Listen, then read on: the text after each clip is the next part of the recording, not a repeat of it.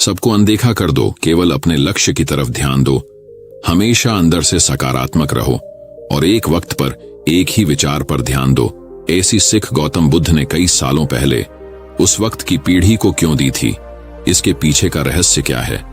आज इसी रहस्य के बारे में हम गौतम बुद्ध की कहानियों के माध्यम से जानेंगे। तो बिना देर किए चलिए उन कहानियों की शुरुआत करते हैं। तो दोस्तों, पहली कहानी की शुरुआत कुछ इस प्रकार होती है। पहली कहानी, एक बार की बात है। गौतम बुद्ध अपने शिष्यों के साथ एक पेड़ के नीचे बैठे थे। उसी समय राजा अजातशत्रु वहां पहुंचे और बुद्ध से पूछा, हे भगवान, जब से मैं आपका अनुयायी बना हूं, सभी मेरा शोषण कर रहे हैं। अब वे मेरी शांति का अनुचित लाभ उठा रहे हैं। आपके अनुयायी बनने से पहले मेरे देश के सभी लोग मुझसे बहुत डरते थे, क्योंकि मैं बहुत क्रूर राजा था। मैं किसी को भी मौत की सजा देने के बारे में दोबारा नहीं सोचता था, लेकिन आपका अनुयायी बनने के बाद मुझे किसी को दंड देने का मन नहीं होता, न ही गुस्सा आता है। मैं बहुत शांत हो गया हूं और मैं सभी को दया की दृष्टि से देखता हूं, लेकिन कुछ लोग मेरे शांत आचरण का गलत फायदा उठा रहे हैं। इसने अब मेरे देश के लोगों को भी एक तरह के खतरे में डाल दिया है। इस कारण मुझे अपने देश के शासन में प्रतिदिन अनेक समस्याओं का सामना करना पड़ रहा है। कृपया मुझे बताएं कि अब मुझे क्या करना चाहिए। राजा अजातशत्रु की यह बात सुनकर बुद्ध उसे एक कहानी सुनाते हैं। वो कहानी कुछ इस प्रकार है। एक समय की बात है, एक बड़े पेड़ के नीचे एक बिल में एक जहरीला सांप रहता था। एक गांव के पास एक खेत के कोने में बड़ा पेड़ खड़ा था। उस पेड़ में एक सांप रहता था। थोड़ी सी भी उत्तेजना पर सांप ने लोगों पर हमला कर दिया और सांप के घातक काटने से कई लोगों की मौत हो गई। इस सांप के डर से लोग पेड़ के पास जाने से भी डरते थे। एक दिन एक साधु गांव से गुजर रहा था और उसने इस खूबसूरत बड़े पेड़ को देखा। आगे बढ़ने से पहले उन्होंने पेड़ की छाया के नीचे ध्यान करने का फैसला किया। कुछ ग्रामीण जो अपनी गांठ से घर वापस जा रहे थे, उन्होंने साधु को देखा और उसे सांप के बारे में चेतावनी दी। उन्होंने उसे बताया कि यह सांप इतना खतरनाक है कि जो भी इसके पास जाता है उसे काट लेता है। साधु मुस्कुराया और बड़े पेड़ की ओर चलता रहा। ग्रामीण वहां से चले गए। जैसे ही साधु ध्यान करने बैठा, सांप उसके बिल से बाहर आ गया, अपनी गुस्से भरी फुफकार के साथ काटने को तैयार। साधु ने सीधे सांप की आंखों में देखकर एक मंत्र का जाप किया और चमत्कारिक ढंग से सांप ने उससे बातचीत शुरू कर दी। सांप उस साधु से कहता है, हे मनुष्य, क्या तुम्हें मुझसे डर नहीं लगता? तुम्हें मालूम नहीं कि यह मेरा इलाका है और कोई यहां आने की हिम्मत नहीं करता? साधु ने करुणा से कहा, मेरे प्रिय मित्र, इसमें डरने की क्या बात है? मैं किसी चीज से नहीं डरता। मैं न मौत से डरता हूं, न जीने की चाहत रखता हूं। तो मुझे तुमसे क्यों डरना चाहिए? दरअसल तुम्हें डर है कि कोई तुम्हें मार न दे, इसलिए तुम दूसरों को काटते हो। साधु की यह बात सुनकर सांप आश्चर्यचकित रह गया। अब तक उसकी मुलाकात ऐसे लोगों से ही हुई थी जिन्होंने उसे मारने की कोशिश की थी या उससे डरकर भाग गए थे, लेकिन वह कभी ऐसे वास्तविक व्यक्ति से नहीं मिला था जो उससे नहीं डरता हो। यह सुनकर सांप साधु के चरणों में लिपट जाता है और कहता है कि हे प्रभु, आप सही कह रहे हैं। मैंने आज तक जो भी किया है अपनी जान बचाने के लिए किया है। अगर मैं ऐसा नहीं करूंगा तो लोग मुझे मार डालेंगे। साधु ने कहा, तुम ठीक कह रहे हो, लेकिन मेरे प्रिय मित्र, एक बात याद रखना कि हमारा जीवन एक दिन समाप्त हो जाएगा, इसलिए इसे बचाने के लिए दूसरों को मारना उचित नहीं है। अपने जीवन का यह मोह त्याग दो और पूर्ण हो जाओ। इतना कहकर साधु वहां से चला गया। सांप पर साधु की बातों का असर हुआ और उसने फैसला किया कि आज के बाद वह किसी को नहीं काटेगा। वह अपना क्रोधी स्वभाव त्याग देता है और दूसरों को काटना बंद कर देता है। लेकिन इसका परिणाम विपरीत होता है। जब लोग कहते हैं कि सांप ने दूसरों को काटना बंद कर दिया है, अब वे इसका नाजायज फायदा उठाने लगे हैं। जो लोग उससे डरकर दूर भागते थे, वे अब उसे पकड़ने लगे। अब ज्यादातर लोग उसे चिढ़ाते, नोचते और चोट पहुंचाते। अब सांप हमेशा घायल और आहत रहता था। वह बहुत दुखी था। वह अपने जीवन के सबसे कठिन समय से गुजार रहा था।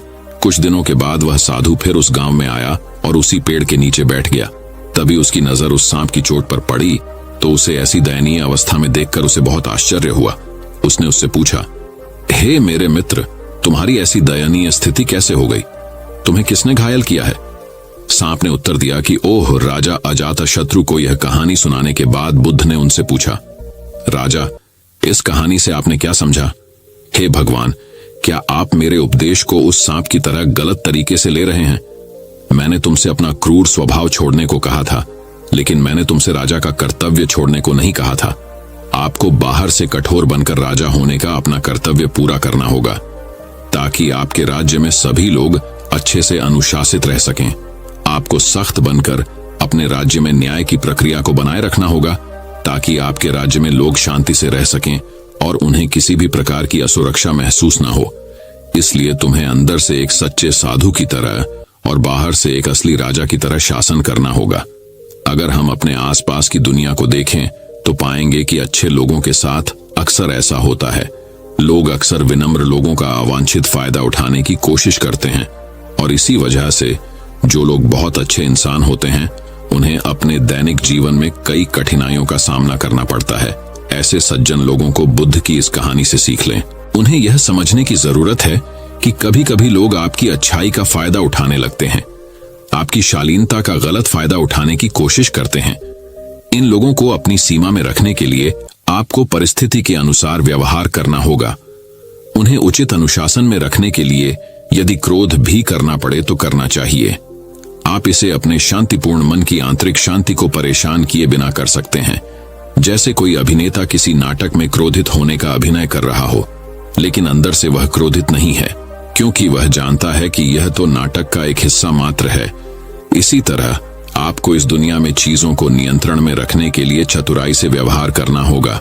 यह जीवन जीने की कला है, और अगर आप यह कला सीख सकें तो आपको सफल और शांतिपूर्ण जीवन जीने से कोई नहीं रोक सकता। दोस्तों, वही अब दूसरी कहानी की शुरुआत कुछ इस प्रकार होती है। एक बार की बात है, एक गांव में एक कुम्हार रहता था। वह अपने परिवार का अच्छे से पालन पोषण करता था। उस कुम्हार का एक बेटा था जिसकी उम्र 15 साल थी। वह लड़का खेलता, कूदता और पढ़ाई करता था, और कभी कभी वह अपने पिता की माटी के घड़े बनाने में मदद भी करता था। जब लड़का घड़े बनाता था तो वह घड़ा अपने पिता को बताता और पूछता कि पिताजी घड़ा कैसा बना है। तो उसका पिता देखता और बोलता, घड़ा तो अच्छा बना है, लेकिन इसमें एक कमी है, उसको ढूंढो और ठीक करो। अब धीरे धीरे वह लड़का इसी तरह घड़े को बनाने लगा और अपने पिता से पूछता तो कुम्हार उसे वही जवाब देता कि इसमें थोड़ी कमी है, देखो और इसमें सुधार करो। और लड़का उसे देखकर ठीक कर देता और अच्छे से उस घड़े को गोलाई देता। और ऐसा होते होते एक समय ऐसा आया कि मार्केट में उस लड़के का घड़ा 500 रुपए का बिकता और उसके पिता का घड़ा 400 रुपए में बिकता। अब कुछ दिनों ऐसा ही चलता है, और लड़का घड़े बनाते समय फिर अपने पिता से पूछता है कि पिताजी घड़ा कैसा बना है। तो पिता फिर वही जवाब देता है कि घड़ा तो सही बना है, बस थोड़ी सी कमी है, देखो और उसे सही करो। जैसे ही पिता ने ये बात बोली तो वह लड़का अपने पिता से बोलता है कि आप हमेशा यही बोलते हो, आपको कुछ नहीं पता। मेरा घड़ा मार्केट में 500 का बिकता है और आपका 400 का मेरा घड़ा अच्छा बना है, आप हमेशा कमी निकालते हो। तो पिता चुप हो जाता है और फिर बोलता है कि ठीक है बेटा, तुझे जैसा अच्छा लगे बना। और फिर पिता अपने काम में लग जाता है और लड़का अपने काम में लग जाता है। अब धीरे धीरे जो लड़का रहता है उसकी सेल गिरने लगती है, लेकिन जो पिता रहता है उसके घड़े अब भी 400 के ही बिकते हैं। तो अब लड़का हैरान होने लगता है कि ये क्या हो रहा है। कुछ दिनों बाद उसके घड़ों की प्राइस और कम होने लगी तो वह परेशान हो जाता है, और कुछ दिनों बाद परेशान होकर अपने पिता के पास जाता है और उनसे बोलता है कि ऐसी बात है, मेरे घड़े अब कोई लेता ही नहीं है। तो वह जो कुम्हार होता है वह अपने बेटे को बताता है कि ये जो तुमने मुझसे बोला था कि मेरा घड़ा इतने का बिकता है और तुम्हारा घड़ा इतने का, तो यही बात कुछ समय पहले मैंने अपने पिता से बोली थी, जिसकी वजह से मैं यहां तक सीमित रह गया, क्योंकि मैंने गलती की उस बात को समझने की। लेकिन तुम इस बात को समझो कि कोई भी काम हम करते हैं तो उसमें कुछ न कुछ कमी रह ही जाती है और उस काम को और अच्छे से किया जा सकता है। इसलिए कभी संतुष्ट मत होना, हमेशा सुधार के लिए सोचना, क्योंकि हम हमेशा पहले से बेहतर कर सकता है। इस कहानी से आपको कई सारी सीख मिलती है। पहली सीख, हमारा जो गुरु होता है वह हमेशा हमें आगे बढ़ाने का प्रयास करता है, और जो गुरु बोले उस बात को मानकर हमें अपना काम करना चाहिए, बिना प्रश्न पूछ, लेकिन गुरु भी सोच समझकर बनाना चाहिए। दूसरी सीख, हमें कभी भी अपने आप में संतुष्ट नहीं होना चाहिए। उसको और अच्छा कैसे कर सकते हैं इस पर ध्यान और लगन से काम करना चाहिए। तीसरी सीख, किसी भी काम में कभी भी हमें घमंड नहीं करना चाहिए, क्योंकि जब हमें घमंड आता है तब हमारे सोचने समझने की शक्ति को खत्म कर देता है। हमें इस कहानी में बताया गया है कि हमें कभी भी संतुष्ट नहीं होना चाहिए। हम अपने काम को हमेशा और बेहतर तरीके से कर सकते हैं। दोस्तों, वही अब तीसरी कहानी की शुरुआत कुछ इस प्रकार होती है। एक बार की बात है, एक राजा हमेशा उदास रहता था। लाख कोशिश करने के बावजूद उसे शांति नहीं मिलती थी। एक बार उसके नगर में एक भिक्षु आया। भिक्षु के ज्ञानपूर्ण उपदेश से राजा बहुत प्रभावित हुआ। उसने भिक्षु से पूछा, मैं राजा हूं, मेरे पास सब कुछ है, किंतु फिर भी मेरे मन में शांति नहीं है, मुझे क्या करना चाहिए? भिक्षु बोला, आप अकेले में बैठकर चिंतन करें। राजा अगले दिन सुबह अपने कक्ष में आसन जमाकर बैठ गया। तभी उसके महल का एक कर्मचारी सफाई के लिए राजा के पास आया। राजा उससे बात करने लगा। कर्मचारी से राजा ने उसकी परेशानियां पूछी, जिन्हें सुनकर उसका दिल भर आया। इसके बाद राजा हर कर्मचारी के कष्ट व दुहक जानने लगा। सबकी व्यथा सुनने के बाद राजा ने निष्कर्ष निकाला कि वेतन कम होने से सभी आर्थिक रूप से त्रस्त थे। राजा ने तत्काल उनके वेतन में वृद्धि की, जिससे वे सभी खुश हो गए और उन्होंने राजा के प्रति आभार व्यक्त किया। अगले दिन जब राजा की भिक्षु से भेंट हुई तो उसने पूछा, राजन, आपको कुछ शांति प्राप्त हुई? राजा बोला, मुझे पूर्ण रूप से तो शांति नहीं मिली, किंतु जब से मैंने मनुष्य के दुखों के स्वरूप को जाना है, अशांति थोड़ी थोड़ी जाती रही। तब भिक्षु ने समझाया, राजन, आपने शांति के मार्ग को खोज लिया है, उस पर आगे बढ़ते जाए। एक राजा तभी प्रसन्न रह सकता है जब उसकी प्रजा सुखी हो। सार यह है कि मन की शांति स्वयं के सुख से अधिक दूसरों के दुख हरकर उन्हें सुखी बनाने से मिलती है। इसलिए यथाशक्ति दूसरों की सहायता करें। दोस्तों, वही अब चौथी कहानी की शुरुआत कुछ इस प्रकार होती है। एक नगर में बिलाल पादक नामक एक धनिक रहता था। वह बहुत स्वार्थी था और सदाचार के कार्यों से कोसों दूर रहता था। उसका एक पड़ोसी निर्धन परंतु परोपकारी था। एक बार पड़ोसी ने भगवान बुद्ध और उनके शिष्यों को अपने घर भोजन के लिए आमंत्रित किया। पड़ोसी ने यह भी विचार किया कि इस महान अवसर पर अधिकाधिक लोगों को भोजन के लिए बुलाना चाहिए। ऐसे संकल्प के साथ पड़ोसी ने बड़े भोजन की तैयारी करने के लिए नगर के सभी व्यक्तियों से दान की अपेक्षा की एवं उन्हें भोजन के लिए आमंत्रित किया। पड़ोसी ने बिलाल पादक को भी न्योता दिया। भोजन के 1-2 दिन पहले पड़ोसी ने चारों ओर घूमकर दान एकत्र किया। जिसकी जैसी सामर्थ्य थी उसने उतना दान दिया। जब बिलाल पादक ने पड़ोसी को घर घर जाकर दान की याचना करते देखा तो मन ही मन सोचा, इस आदमी से खुद का पेट पालने तो बनता नहीं है, फिर भी इसने इतने बड़े भिक्षु संघ और नागरिकों को भोजन के लिए आमंत्रित कर लिया। अब इसे घर घर जाकर भिक्षा मांगनी पड़ रही है। ये मेरे घर भी याचना करने आता होगा। जब पड़ोसी बिलाल पादक के द्वार पर दान मांगने के लिए आया तो बिलाल पादक ने उसे थोड़ा सा नमक, शहद और घी दे दिया।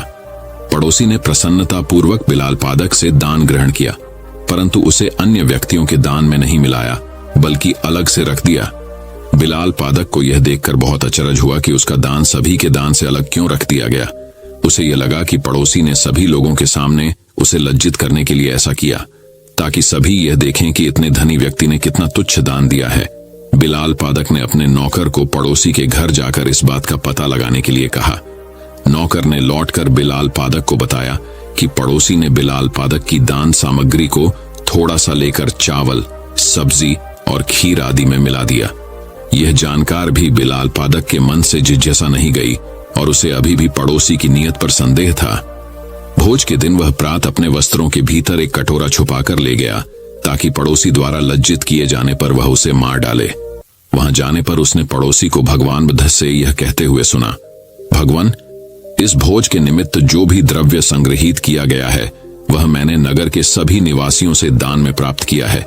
यह कम हो या अधिक, सभी ने पूर्ण श्रद्धा और उदारता से दान दिया, अतः सभी के दान का मूल्य समान है। पड़ोसी के यह शब्द सुनकर बिलाल पादक को अपने विचारों की तुच्छता का बोध हुआ और उसने अपनी गलतियों के लिए सभी के समक्ष परडेडीड हौसी से क्षमा मांगी।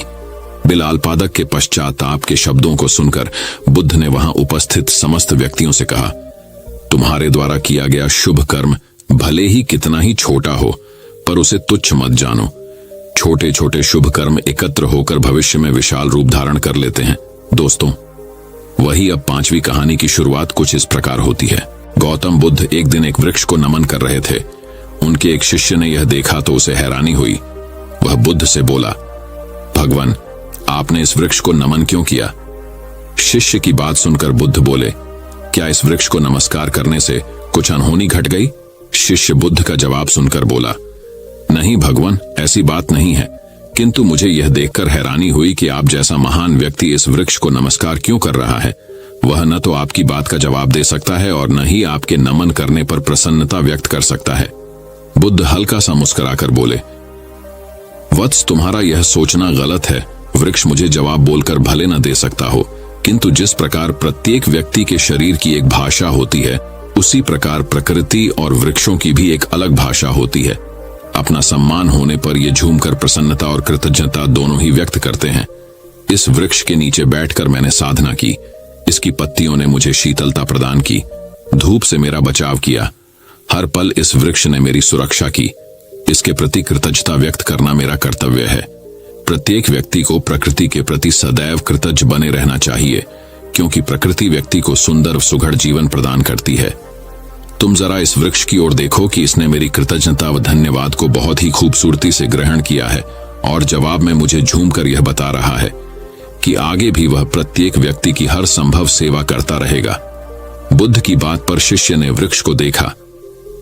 तब उसे लगा कि सचमुच वृक्ष एक अलग ही मस्ती में झूम रहा था और उसकी झूमती हुई पत्तियां, शाखाएं व फूल मन को एक अद्भुत शांति प्रदान कर रहे थे। यह देखकर शिष्य स्वतः वृक्ष के सम्मान में झुक गया। तो दोस्तों, छठी कहानी की शुरुआत कुछ इस प्रकार होती है। छठी कहानी, खुद की पहचान करो। तथागत ये भी कहते थे कि सबसे पहले व्यक्ति को खुद की पहचान करनी चाहिए, दूसरों की बजाय। व्यक्ति खुद के बारे में ज्यादा जानता है। उनका मत था कि बुराई से घृणा करो, बुरे व्यक्ति से नहीं। एक बार की बात है, किसी गांव के पास बहती नदी के किनारे बुद्ध बैठे थे। किनारे पर पत्थरों की भरमार थी, पर छोटी सी वह नदी अपनी तरल धारा के कारण आगे बढ़ती ही जा रही थी। बुद्ध ने विचार किया कि यह छोटी सी नदी अपनी तरलता के कारण कितनों की प्यास बुझाती है, लेकिन भारी भरकम पत्थर एक ही स्थान पर पड़े रहते हैं और दूसरों के मार्ग में बाधक बनते रहते हैं। इस घटना की सीख यह है कि दूसरों के रास्ते में रोड़े अटकाने वाले खुद कभी आगे नहीं बढ़ पाते, परंतु जो दूसरों को सद्भाव और स्नेह देता है, वह स्वयं भी आगे बढ़ जाता है। बुद्ध ऐसे ही विचारों में मगन थे कि तभी उन्होंने ग्रामीणों की एक भीड़ को अपनी ओर आते देखा। बड़ा शोर था और लोग किसी युवती के प्रति अपशब्द बोल रहे थे। तथागत ने देखा कि लोग एक युवती को घसीट कर ला रहे थे और उसको गाली भी दे रहे थे। भीड़ के नजदीक आने पर बुद्ध ने लोगों से युवती को पीटने और अपशब्द कहने का कारण पूछा। लोगों ने कहा कि यह स्त्री व्यभिचारी हैं और हमारे समाज का नियम है कि यदि व्यभिचारी स्त्री पकड़ी जाए तो उसे पत्थरों से कुचलकर मार डालना चाहिए। तथागत ने युवती की ओर देखा और कहा, जो तुम चाहते हो वही करो, पर मेरी एक शर्त है कि पत्थर मारने का अधिकारी वही है जिसने कभी व्यभिचार न किया हो और न ही उसके मन में ऐसे विचार कभी आए हों। इतना कहकर तथागत शांत हो गए। चारों ओर मौन था। कुछ समय बाद लोगों की भीड़ मन में पश्चाताप का भाव लिए हुए वहां से विदा हो गई। इस घटना से यही सत्य उभरता है कि हम खुद अपने प्रति न्याय कर सकते हैं, दूसरों के प्रति नहीं, क्योंकि हमारी जानकारी दूसरों के विषय में अधूरी होती है। यदि हम किसी के प्रति न्याय करना चाहते हैं तो उसे ऐसा प्यार और स्नेह मिलना चाहिए कि खुद ही अपने दोषों को स्वीकार कर ले और उन्हें पुनः न दोहराने का व्रत ले। तो दोस्तों, 7वीं कहानी की शुरुआत कुछ इस प्रकार होती है। 7वीं, बड़ी मुश्किलों का हल नहीं। राजा अजातशत्रु का राज्य बहुत अच्छा चल रहा था, किंतु कहते हैं ना कि समय हमेशा एक जैसा नहीं रहता।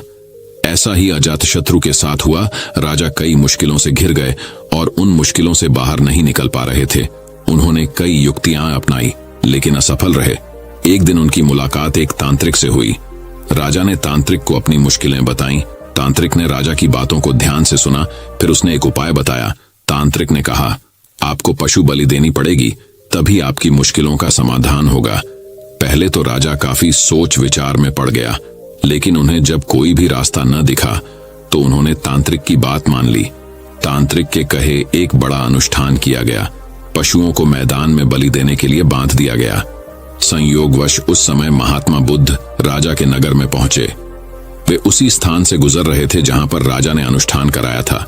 महात्मा बुद्ध ने जब देखा कि निर्दोष पशुओं की बलि दी जाने वाली है तो वे राजा के पास गए और बोले, राजन, आप इन निर्दोष पशुओं को क्यों मारने जा रहे हैं? राजा बोले, महात्मा जी, मैं इन्हें मारने नहीं अपितु राज्य के कल्याण के लिए इनकी बलि देने जा रहा हूं, जिससे सारे राज्य का कल्याण होगा। महात्मा बुद्ध बोले, क्या किसी निर्दोष जीव की बलि देने से किसी का भला भी हो सकता है? थोड़ा सा रुककर महात्मा बुद्ध ने जमीन से एक तिनका उठाया और राजा को देते हुए बोले, इसे तोड़कर दिखाए। राजा ने तिनके के 2 टुकड़े कर दिए। बुद्ध बोले, इसे अब पुनः जोड़ दें। राजा बोले, महात्मा जी, ये आप कैसी बातें कर रहे हैं?